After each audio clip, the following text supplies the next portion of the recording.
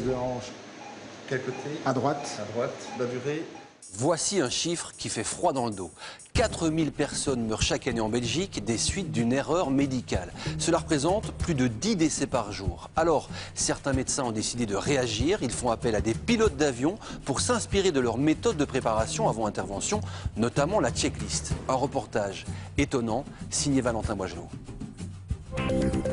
Sur le banc des prévenus, 2 jeunes femmes médecins poursuivies pour homicide involontaire. Au réveil, l'enfant aurait reçu du protoxyde d'azote au lieu de l'oxygène. Il est venu pour une crise d'asthme et il est décédé. Cette semaine, on s'est intéressé aux erreurs médicales. Des erreurs commises en milieu hospitalier qui coûtent la vie à 4000 personnes chaque année, rien qu'en Belgique. C'est 6 fois plus que le nombre de tués sur les routes. Notre enquête commence en région namuroise, dans une école où des infirmiers et des médecins confirmés viennent reprendre des cours. Ce qui les pousse à venir se cache dans cette pièce. Sur ces tables, des mannequins capables d'imiter à la perfection de vrais patients. Depuis l'après-midi. Vous avez des antécédents médicaux particuliers? Car ces mannequins sont capables de parler. Vous avez quel âge, vous, monsieur? Je viens d'avoir 50 ans. Mais ils peuvent aussi respirer et réagir au traitement qu'on leur donne. Les infirmiers, à un moment donné, s'ils décident de piquer, peuvent piquer dans une des 3 veines qui sont présentes ici. Ils mettent leur cathé, ils vont chercher la perfusion et ils peuvent injecter les médicaments. S'ils ne donnent pas le bon médicament ou s'ils donnent un médicament qui est délétère pour l'état du patient, les constantes vitales à ce moment-là vont se modifier.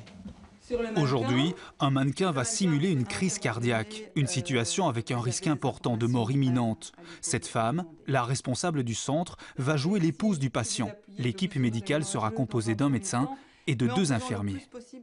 L'erreur ici, elle est admise, on peut la faire et on regardera comment on peut travailler avec cette erreur pour ne plus que ça se reproduise sur le terrain. Début de consultation. Ça a déjà été mieux, hein? Monsieur Dupont, qu'est-ce qui se passe? La douleur, c'est depuis combien de temps? Une douleur dans la poitrine, l'état de santé se dégrade brusquement. Augustin? Oui. Tu veux vite appeler le médecin? Qu'est-ce qui se passe? Oui. Voilà, mettez-vous sur le côté, madame, parce que votre mari n'est pas bien. Une simulation très proche de la réalité.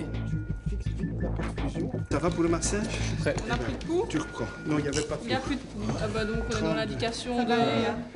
dans l'indication de défibriller.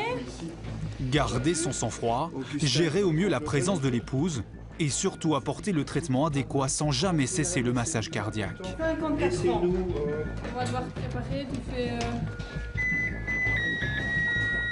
des ampoules dans un Attention, je choque. Madame, Madame, vous touchez. Malgré l'inquiétude de l'épouse, le patient est sauvé. Ok. C'est bon, ça va? T'arrêtes de marcher. On va terminer la simulation ici. C'est gentil. Merci beaucoup. Un sans faute, ou presque, car l'équipe aurait pu encore mieux faire dans cette situation de crise. Pour en parler, étonnamment, il n'y a pas que les responsables du centre. Tous ici écoutent attentivement cet homme, un pilote d'avion. Ça fait partie d'une problématique qui était aussi un peu omniprésente du fait de l'épouse, c'était qu'il y a eu énormément d'interruptions de tâches. Et c'est un des problèmes majeurs, on a ça dans les avions aussi, on est en train de faire quelque chose de super important, calculer les performances pour les décollages avec les masses, etc., les vitesses. Il ne faut vraiment pas qu'on se trompe, sinon on peut se crasher, c'est aussi simple que ça. Une équipe médicale sous les conseils d'un pilote d'avion, étonnant de prime abord, et pourtant. Si on prend on fait l'analogie, le médecin et le pilote, les infirmiers sont peut-être les stewards ou les hôtesses de l'air. Chacun a sa place dans l'avion et pour la sécurité du patient. En tout cas, au niveau des études de médecine, j'ai jamais rien appris à ce niveau-là. Donc c'est vrai que c'est très enrichissant de voir comment ils font, eux, à leur niveau, pour pouvoir parfois transposer chez nous en cas de situation de crise, quoi.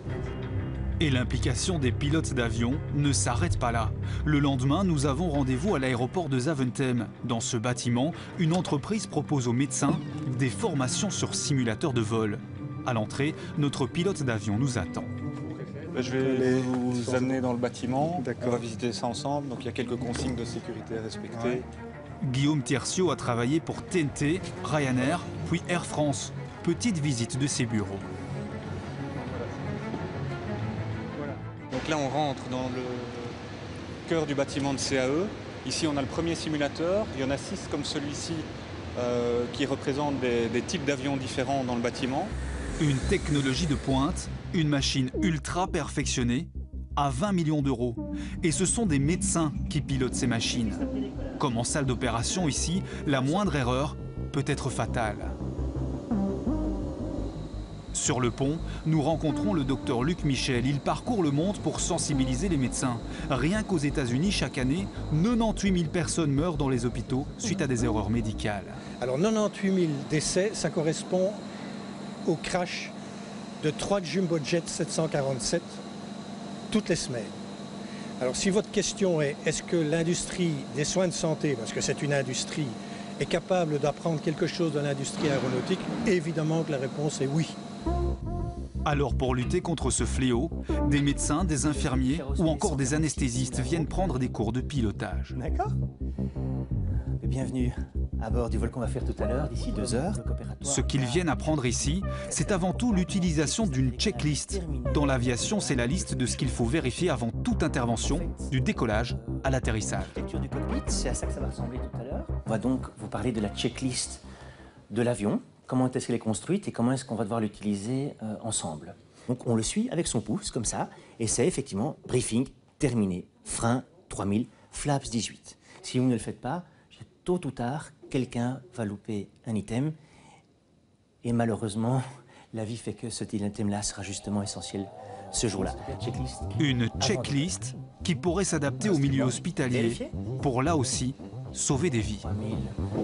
Ça paraît enfantin, j'ai fait un peu un calcul, en 9000 heures de vol, j'ai probablement fait 50 000 checklists. Je vous garantis que si je peux vous regarder dans les yeux à la sortie de l'avion, je sais pas ce que j'ai fait, la checklist, comme ça, et pas comme un cow-boy.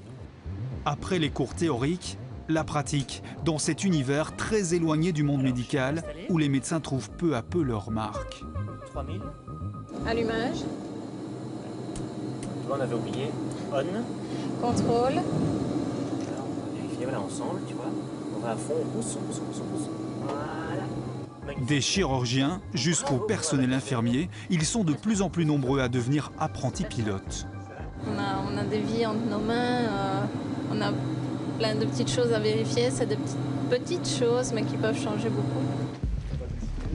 Dernière étape de notre enquête, nous arrivons à Liège à l'hôpital Saint-Joseph, à quelques pas du centre-ville. Un des hôpitaux en Belgique qui s'est adapté. Ici, on suit les conseils du monde de l'aviation. Les checklists sont couramment utilisées avec pour résultat de nombreuses erreurs médicales évitées. Pour en comprendre le fonctionnement, nous pénétrons dans un espace réservé au personnel médical, les salles d'opération.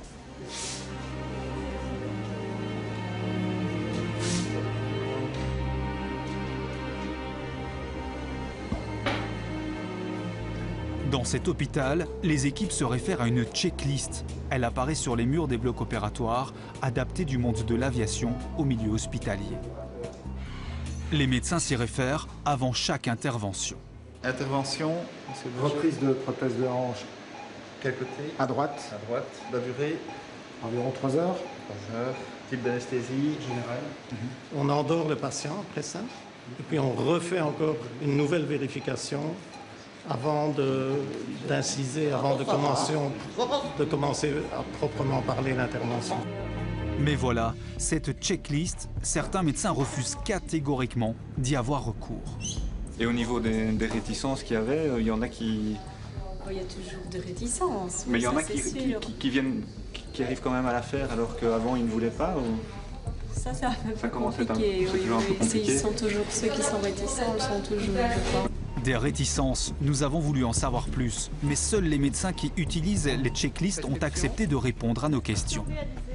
Bien sûr qu'il y a une réticence parce que ça prend un peu de temps, ça demande que tout le monde soit là, ça demande parce qu'il n'y a pas que l'infirmière qui doit faire la checklist, c'est le chirurgien, c'est l'anesthésiste, s'assurer que tout le monde est bien sur la même ligne, sur la même longueur d'onde. Ici en Belgique, il y a encore pas mal d'hôpitaux qui ne contrôlent pas et que malheureusement, il peut y avoir encore de temps en temps des rapports d'accidents ou de choses qui n'ont pas été prévues ou qui n'ont pas été organisées correctement.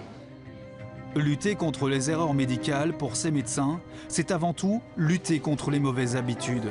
Un apprentissage où se réunissent deux univers que tout oppose a priori, l'aviation et le monde hospitalier. Deux univers qui travaillent aujourd'hui ensemble dans le même but, éviter toute erreur médicale et sauver des vies humaines.